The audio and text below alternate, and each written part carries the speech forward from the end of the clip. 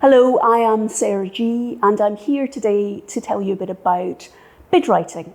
For those of you that are watching who have low vision or who are blind, I am a 50-year-old white woman. I have wavy dark hair cut in a bob. I'm wearing a blue dress, a bright blue cardigan and a fairly extravagant turquoise necklace.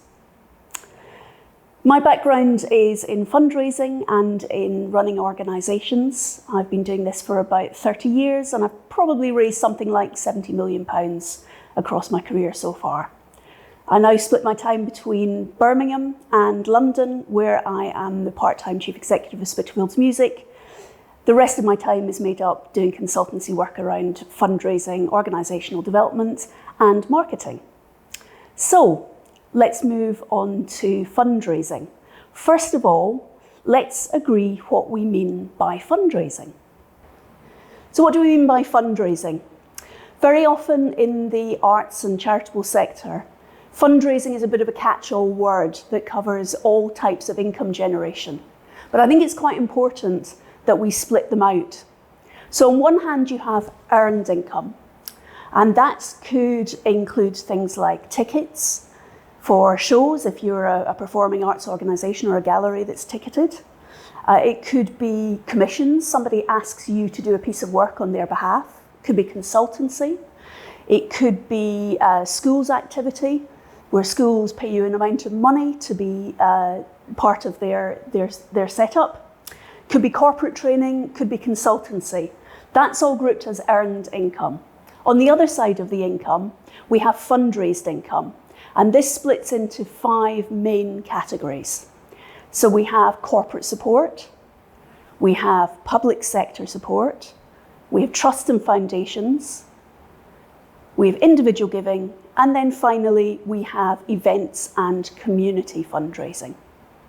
So we're not going to cover anything today around earned income because that's not part of fundraising, but we will look in greater detail about the fundraising side of things. So the different types of fundraising income and how they relate to today's session on bid writing. I mentioned that we had 5 main types, and I'm just going to run through each of them very briefly so you get a sense of what we're going to cover today. The first one would be corporate support. That can include sponsorship, it can include corporate donations, and sometimes there can be an element of corporate or more general social responsibility as part of this. Corporate support is, of course, wonderful, as is any money that comes into any of the projects we are running. But I would just have a slight note of caution on this. Sponsorship is actually a business decision on the part of the organisation. And therefore, they will want things back for the money that they're giving you. In essence, that means that with corporate support, you have to spend quite a lot of time servicing that relationship. So if you think of it in terms of return for investment in time, it can actually be quite a challenging thing to do for a small organisation. I'm not saying don't look at corporate support, of course, but just want to put that marker down that there may be less time-consuming ways for a small organisation to get some money. The second area is public sector. So by public sector, I'm talking about the Arts Council England in this case, but there are 4 national arts councils. So if you're touring, it might be worth looking at them. We could be looking at local authority support. We could be looking at national government support. And with that one, don't just think about the DCMS, which is our home department, as it were. In the past, I've fundraised from the Department for Communities, Local Government. I've had money from the Health Service for health and wellbeing projects. So don't just look in the obvious places. There are other pockets of money out there.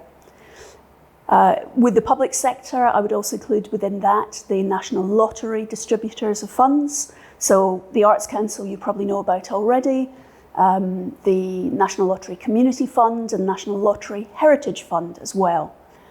Both of them, all of them, can be useful sources of funding depending on the project that you've put together. We'll come back to that later on. We're then on to the third category, and this is charitable trusts and foundations. So these are charities that are set up specifically to solve a problem in society. And their way of doing that is to work with organisations such as yours to help right the wrong. And they give away money. That's what they're set up to do. They are one of the areas where bid writing comes in very strongly, so we'll look at that again in a second. We then come on to individual giving. This can be anything from rattling a bucket, although be careful on that because there are sometimes local bylaws that suggest that that would actually be begging. Check with your local authority. So from rattling a bucket right the way through to somebody leaving a legacy to your organisation at the end of their lives. And then finally, we move on to events and community fundraising. This covers a multitude of sins. It could be somebody sitting in a bath of baked beans, it could be a fashion show, it could be a pub quiz, anything you like. But it is something that the community get involved in, and there's usually an element of fun involved in this sort of thing as well. So a number of people might run the London Marathon or a half marathon elsewhere and fundraise for a charity. It could be your organisation that's the beneficiary of that. I'm very aware in saying all of this that I don't know about your own organisation. And indeed, you may be an individual artist or a very small company that is not yet registered as a charity or has no wish to register as a charity. There are some differences in legal status and governance status, of course, but there are also some avenues that will be closed to you if you are not a registered charity in some form. So I will flag them as we go through, but it might be something worth thinking about as you develop your organisation if you're in the early years of your operation. So let's have a look at bid writing specifically at this stage. There are some key ingredients to bid writing that will be the same wherever you are applying for funds. This includes Arts Council England, it would include trusts and foundations, and it would also include applications to lottery providers, the heritage funds, the community fund, and local authorities, central government, and so on. The key ingredients in bid writing include some of the following. So first of all, you need to know that it's a project that's ready to go. In my years in fundraising, I've very often been called in to help secure funds for a project and end up having to help the organisation shape the project because they haven't quite got sorted what they want to achieve, what the timeline is, sometimes even the budget. So it's really important to have a project that is funding ready. The second thing is a strong case for support. This is a very short document which lists out the reasons why your organisation deserves support from a funder, from an individual, from a company perhaps. And it's very useful to have that ready written because then you can use parts of that in any future fundraising application that you have. I'll show you an example of this in just a minute. The third thing, and it probably sounds obvious, but it's always worth saying, the third thing is a robust budget. It's really important to have a budget that adds up so that the income and expenditure balance out. So often this is the sort of thing that trips an organisation up when they're making an application. And that's just a bit of a waste for all the effort and the time that you'll put in putting a bid together to fall at the last hurdle because the budget is out by a couple of pounds. That would just be really sad. So make sure that those figures tally. The next thing that you'll need is a timeline. Very often when you apply for funds, there will be a set number of weeks or sometimes months before a decision is made. It's therefore really important to make sure that your project isn't starting during that period because you may well be disqualified for funds on that basis. And the final thing I'd suggest is having details of who will deliver the project. Project workers, artists, If it involves schools, which schools you'll be going into. If you have venues already sorted, put that in an application as well. It all helps build that sense of we know what we're doing, we know when we're going to do it, and we are worthy of your support. All things that make funders much more likely to support you because you have the confidence and the knowledge that you can bring this project off. When you're putting your bid together, remember some of these key questions. Firstly, who are you? You cannot assume that people who are assessing your application know anything about your operations, your track record, awards you might have won, invitations that you've had to exhibit at a particular gallery. Tell them that. They need to know it. It builds your credibility and it's really important. It's also really important to make sure the application gets over who your target audience is. In fundraising terms, this would be known as the beneficiaries, the people who are going to benefit from your project. And that could be audiences, it could be schools, community groups, groups of elders in a care home, anything, but be clear about who they are. It's also important to make the case for why you need the money. Again, a very obvious point, but if you don't convince on paper that you have a project worthy of funding, then you're not going to get the money in the end. So do think about why you should get the money. Other things to think about would be, what's the idea behind this project? What's the need? What will be achieved? Don't forget to mention what is actually taking place. It can be very easy to lapse into funding language that sounds fantastic but says absolutely nothing. So make sure that you are spelling out exactly what's going to take place as part of this project. Also remember to say where the project is taking place.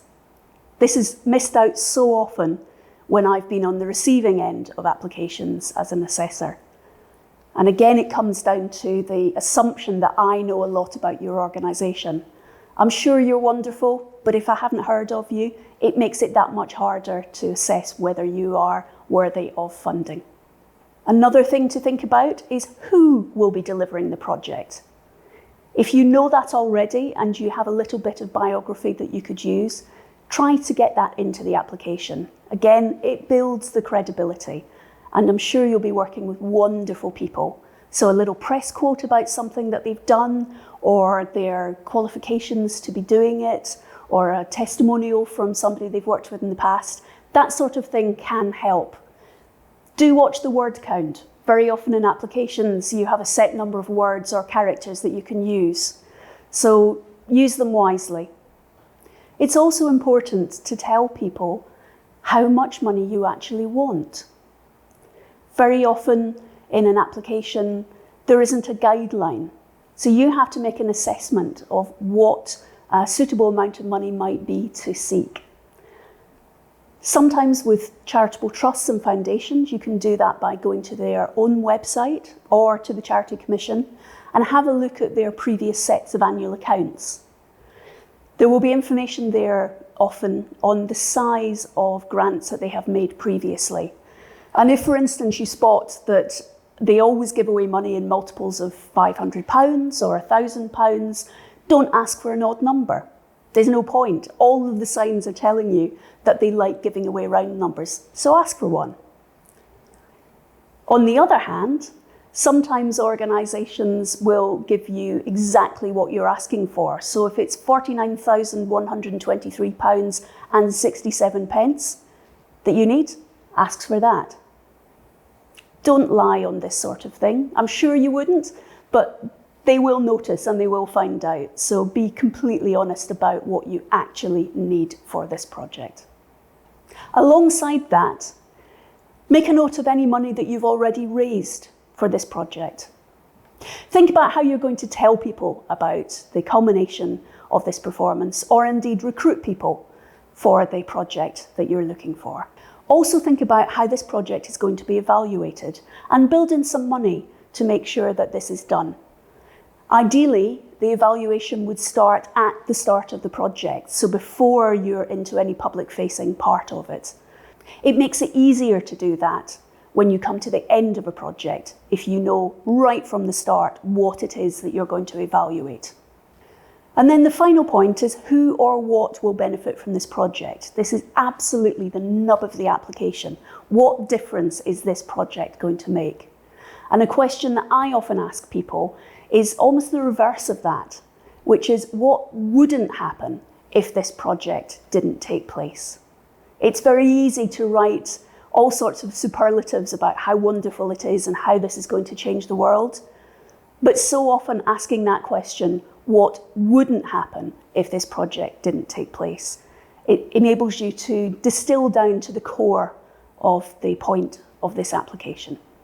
I mentioned earlier that having a robust budget is very important as part of any application, and it is. There is a concept within budgeting called full cost recovery. I'm sure some of you will have heard of this before, but just to remind you, this is a situation where you are able to write in the full cost of any project that's taking place. So if you're lucky enough to have your own venue, write that cost in.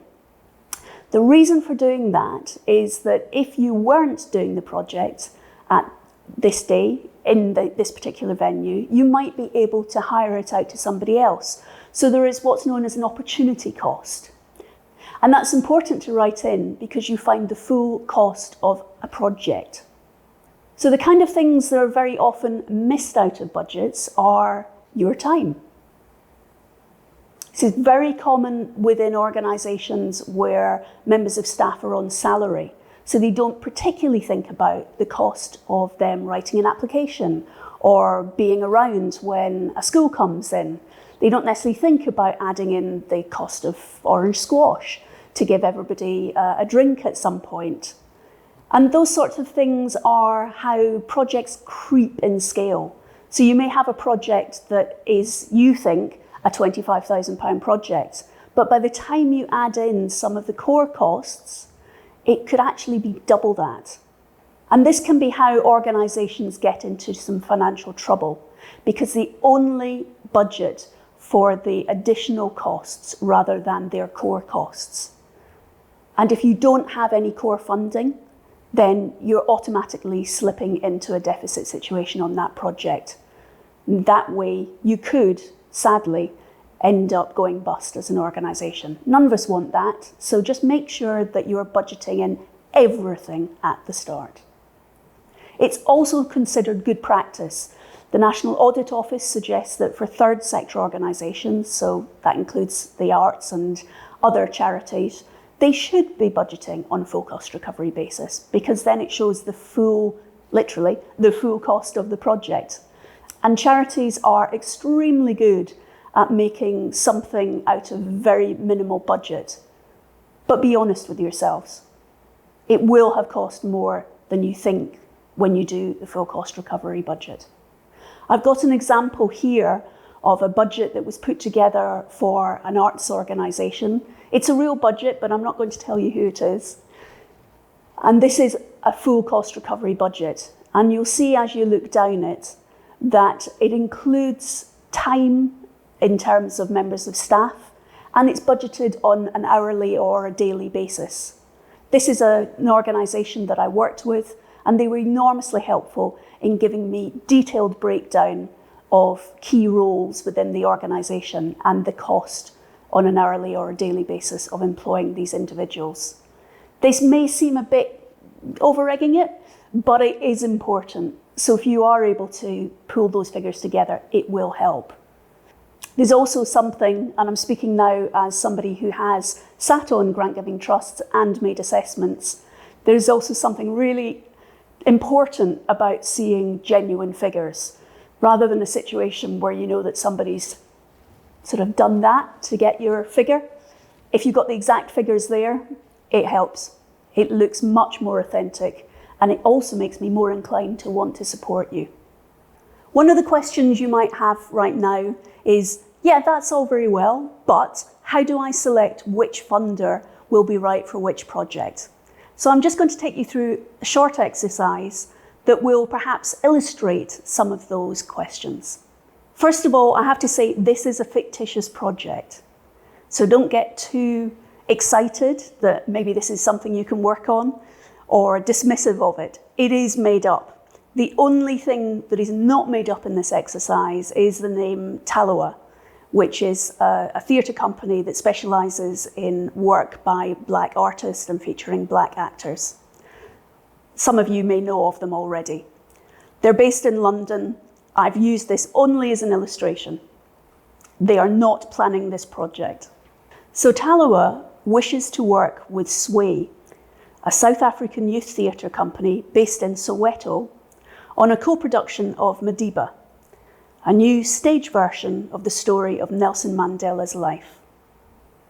Madiba will see community casts from both countries forming a chorus to provide the music for the show, with Taloa actors taking the key roles. The UK cast will be drawn from young people living in Hackney and Tower Hamlets, targeting young people not in employment, education or training, often known as NEETs. And it's designed to build their confidence and provide transferable skills. Sway would rehearse elements of the production in South Africa before joining the UK casts for the final rehearsals prior to its premiere in Leicester. It will then tour to Birmingham, Bradford and Cardiff prior to its London run in a disused sports hall in the East End, which is owned by the School of Oriental and African Studies, SOAS.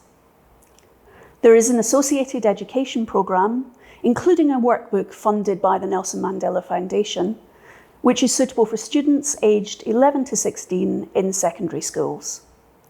All students will be given free tickets to see the show, as well as a personal copy of A Long Walk to Freedom.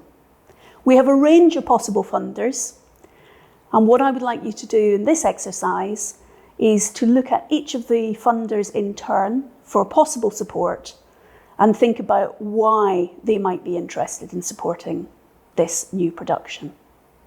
We have the ABC Trust. They support new writing of the highest quality from around the world. They do not accept unsolicited approaches, preferring instead to support artists known to its trustees. The next organisation, and again, these are fictitious, the next organisation is the DEF Trust. They fund only in the UK and favour applications that help young people from areas of deprivation into employment, ideally through links with educational institutions. The GHI Trust were founded by a Christian couple living in West Yorkshire and funding local projects designed to raise aspirations of their community. The KLM Trust, that have nothing to do with the airline, support projects that highlight social justice, equality and diversity in all its forms. They do not support arts projects. They like capital projects in the main. Capital projects are where there is an element of infrastructure required. So it could be a building, it could be a lighting rig, it could be a new van for the organisation. The NOP Trust work internationally and are keen to bring people to the UK to experience how this country has embraced interculturalism. It's a new trust, without full accounts, founded by a Silicon Roundabout entrepreneur who was born in Leicester. The QRS Trust is 100 years old, and they were formed through an endowment originally gifted by one of the De Beers family. They have funded youth sports projects previously, but the trust deed does not exclude arts. The TUV Trust funds out-of-school activities for young people and invests in continuing professional development for teachers. And finally, the imaginatively titled WXYZ Trust supports new music in all its forms by UK composers and singer-songwriters. So your task at this point is to figure out from the project description that I've given you which of these funders might be interested in supporting this work. It might help you to stop the video now while you're working through this exercise. Welcome back. So now let's work through each of these trusts in turn and figure out if they are a potential funder. I've used trusts here, but it is the same for an application to a local authority, to central government, to a lottery distributor. This is just for an illustration. So the first funder is the ABC Trust. To remind you, they support new writing of the highest quality from around the world. They do not accept unsolicited approaches, preferring to support artists who are known to the organisation and its trustees. I think this could be a match for the project that we're talking about. They work internationally, so South Africa and the UK would suit them well. However, the fact that they do not accept unsolicited approaches could be a problem. This is a situation whereby they don't encourage direct applications. I would suggest with this one that you look who their trustees are. If you know one of their trustees, contact them and sound them out to see whether they think that your project might be of interest to them. If you don't know one of the trustees directly, speak to your own network. Could be one of your trustees, it could be your friends, it could be your professional peers, because it's quite likely that you will know somebody somehow connected to this organisation. And on that basis, you may be able to write to them as an organisation they haven't heard of previously because one of their trustees will be supporting this through. So I think it is worth looking at. It wouldn't be my number one priority, but I think you fall within the remit. The DEF Trust only funds within the UK, and it prefers applications that help young people from areas of deprivation into employment. I think this could be a match for your project, but it is important to remember that they like links with educational institutions. So have a look at the schools the young people are drawn from, and remember this project also has a link with SOAS in the East End of London. So it's possible that they might be interested in it from that point of view. The fact that you're targeting NEETs as the project participants, the UK cast, would suggest that this is a strong match.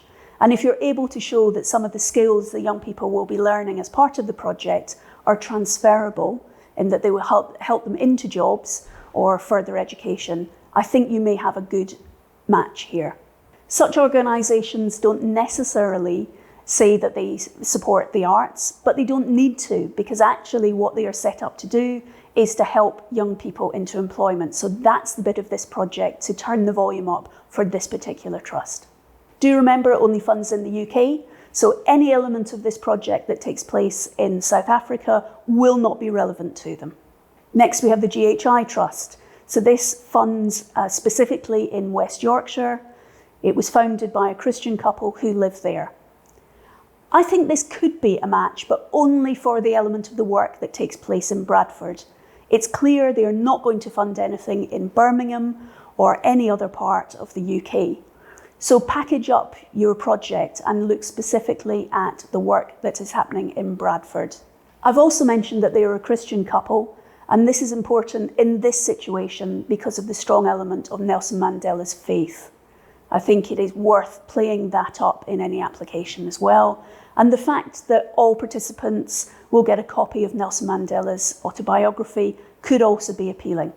The KLM Trust supports projects that highlight social justice, equality and diversity in all its forms. They don't support arts projects, but they are interested in capital elements of projects. So I would suggest that this trust will not support a lot of this project, but could be interested in the infrastructure that has to go into SOAS for the final performances. They do like capital, so ask them for capital. That's what you need. You might need a van or some other sorts of infrastructure, but it needs to be something that you are purchasing rather than hiring, because that is the nature of capital. The NOP Trust works internationally, and it's keen to bring people to the UK to experience how this country has embraced interculturalism. This means that it is a good match because we are bringing together people from the UK and South Africa. So I think this could be quite an interesting one. However, it's going to be hard to find out too much about what they fund. And the reason for this is that it's a new trust, so it's in its first year of operations, and therefore it hasn't yet filed a set of accounts at the Charity Commission. With the majority of the trusts I've talked about so far, you should be able to log on to the Charity Commission website and read up about why they exist, who their trustees are, the amounts of money that they've given away. It's all on that website and it's enormously helpful. But in this situation, we don't know that yet because they are in their first year of operation. However, we do know that the founder and the person who has put the money into the organisation was born in Leicester, where we already have a link, and is a Silicon Roundabout entrepreneur. So that's somebody that's made their fortune, based their business in the East End of London around Old Street, which is often known as Silicon Roundabout. So if we can find a way to this individual or his or her network, we may be able to get a few more clues. But given they have made their money in the East End of London and they were born in Leicester, there could be some links here. They could also be interested in making a bit of a splash in their first year by supporting a large, high-profile organisation. We then move on to the QRS Trust. They're 100 years old and they were formed through an endowment from the De Beers family. So there's quite a lot to unpack in this particular trust. Firstly, it's their centenary, and centenaries often mean that an organisation wants to have a bit of a celebration. So they would be worth approaching for that alone. De Beers is an organisation that made its money originally through diamond mining, and they have strong links to South Africa. So that's another tick for this project. So are the QRS Trust a good fit? Well, they funded youth sports previously, but not the arts. But there's nothing in their governing document that says they can't support the arts. So they could be a good fit, given they have their centenary and they have the strong links between the UK and South Africa. One thing worth thinking about with the QRS Trust is the link to the De Beers family. Now, the De Beers family made a lot of money through diamond mining, and there could be ethical issues around this. So you would need to check that there is no link to blood diamonds, because that would be damaging ethically for your organisation, and could be open to the media spotlighting this particular sponsorship. The TUV Trust supports out-of-school activities for young people and continuing professional development for teachers. So I think this could be a good match, but only for specific parts of this project. They could be interested in the fact that the cast is of young people and that we're looking to take this project to a number of different parts of England and Wales and work with young people in those areas as well. We could also build in an element of CPD for teachers as part of this programme. And then finally, we come to the WXYZ Trust. They support new music in all forms by UK composers and singer-songwriters. Now, we don't know in this case who's writing the music and whether they come from the UK or from South Africa. If they are South African or South African based, it's not going to work. But assuming that they are from the UK, this could be a match for that very specific part of the project. I'd suggest that this one would only work if you were able to put in an application early, because the music will be written very early in the timeline for this particular project. So do think about the length of time that you would need to make the application and receive a response before any music starts to be written, because most funders will not fund anything retrospectively. So hopefully that exercise has illustrated that there are sources of funding that you might not otherwise expect. That list of trusts, on first reading, you might think, ooh, they don't match well. But actually all of them could match with some element of the project that we outlined. Think outside the box is the main thing to take away from that exercise, and read very carefully what they say they fund. If you don't match it, and or you cannot find a direct route into the organisation through links, then don't waste your time. They've said what they will fund, and if you're outside of that, they will not fund it. So save your precious time for something that's a better match. So now for some top tips, and this comes after 30 years of fundraising and probably a few tears along the way. The first thing to say is read the question. Very often trusts or local government or other funders will have a series of questions that they want you to answer. And they're asking you these questions because they want to know the answers. This is not the opportunity for you to tell them what you think they should know. It's the time for you to answer what they need to know to assess your application and hopefully award you some money. The clues are all there, so please use this information in the best possible way. The second tip is linked to that, which is answer the question. Again, very often organisations will put into this what they think the funder wants to hear rather than reading what they have asked. This may sound like I'm over-egging this point, but it is the single highest reason for applications being rejected. Try to use their language. I often joke with people that part of my role in working with arts organisations to try and find them money is as a translator. So I will take arts speak, translate it into normal speak, and then translate again into funder speak. Every group in society has a slightly different way of talking depending who they're talking to, and this is exactly the same for fundraising. So picking up some key phrases or words that they use will be beneficial.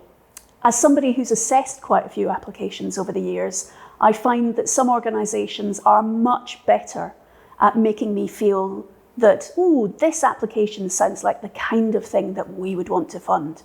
And so often it's trickery. They're just using the language that we put in the initial call for applications. So it's a very simple, easy thing to do, and it really does make all the difference. Please assume no prior knowledge of your organisation. Don't miss things out. If you were founded in 1972, tell them that, because it suggests longevity and good management and an artistic vision that is stretched for over 50 years. And the final tip I would add in is find somebody to proofread your application. Ideally, somebody that has very little working knowledge of your organisation. This could be a volunteer that you work with. It could be your mum. It really doesn't matter who, but it is important for a fresh pair of eyes to look at it. And as I say, if they don't know a huge amount about your organisation, that's enormously helpful because they do come to it fresh. And they may ask some very obvious questions that could make all the difference when somebody comes to assess your application for support. I thought it might be useful here to talk about a few common questions that often get asked. So the first one is, why is there a difference between what organisations want to fund and what arts organisations want to receive? It's very tempting to tell people what you want all the time, but it has to match what they're prepared to give away. So if we're looking at a public sector application, there will be a set of criteria already laid out, and it's their money. You can't just talk to them about what you need if it doesn't fit with their criteria.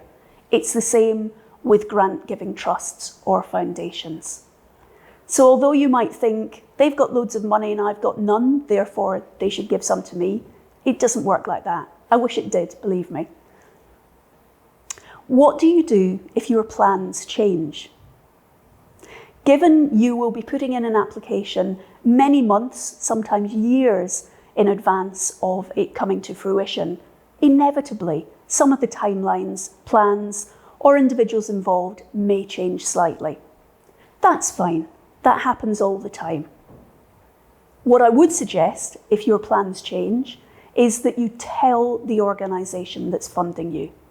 Unless it's incredibly different, in most cases, they will be fine with it, but only if you tell them. If they find out subsequently that you've created a largely different project to the one they were expecting, they would be perfectly entitled to take their money back. So do be honest on this point. What should we provide in terms of updates and reports? Well, in this case, there could be clues or indeed stipulations in the terms of the grant that tell you exactly what the funder would require. But in any case, I would suggest very strongly that you build a relationship, a rapport with the individual in the funding organisation who is your key contact, your case officer. And what to send them? Well, sometimes it can be very formal things. It could be numbers, it could be details on the ethnicity of participants, it could be the number of schools that you've had an interaction with, whatever it is. But sometimes it's nice to just send some fun things as well. So often I've taken just a couple of pictures at an event on my iPhone and sent that through to the funder just to show that things are still moving along and that people are having fun and their money is making a difference. So those informal contact points can be just as important as the formal ones. When can I speak to a funder about additional funding? This is quite a common situation if you're working, for instance, with Arts Council England, in that you may be finishing off one project and starting to seek funds for the next one. Again, just ask them. It's very simple. If they like what you've done and they've built up a good relationship with you as the key contact point, the chances are that they will, as far as they are able, help you. Sometimes in organisations, they don't like to give additional advice, but in the main, particularly if you built a key relationship with your officer, in the main, people will try and help you and pick up the phone or take them for a cup of coffee. Sometimes that face-to-face contact that thankfully we are now able to do post-COVID makes all the difference. And finally, who should write the application? Who should front it? Well, these can be two separate things. Very often I'm called in to ghostwrite an application and then it's sent by the chief executive or the lead fundraiser to the potential funder. And that's absolutely fine. I think the most important thing is that it is somebody that knows enough about the project, so if there are any follow-up questions, they would be able to provide the answers on the other end of a phone. So we've now come to the end of this very brief look at bid writing for arts organisations and for individuals. I said earlier that there are some organisations that are happy to work with charities and some that are not able to do so. The organisations that are unable to fund non-charities are usually grant-giving trusts. And that's because when they were set up, it was written into their constitution that they only funded charities. So unfortunately, if you are not registered as a charity, you wouldn't be able to go to them. That's a pity, but there are many, many other sources of funding that are open to you. Or you could consider looking at charitable status, whether that's as a registered charity or a charitable incorporated organisation. If you want more information on what this means and sources of advice, have a look at the Charity Commission website. They're enormously helpful on figuring out which would be the best type of organisation for you. And if you need more help, there's a follow-up Culture Central webinar where I'll be happy to answer any questions that you might have. I'd also suggest two sources of information. One is artsfundraising.co.uk, which is full of really useful knowledge and information, and also sources of future training. And another source of information is the Directory of Social Change, and their website too has a lot of useful information. An area that I find I'm going back to time and time again is their section on funding. They run a series of websites with information on future funds that are coming up.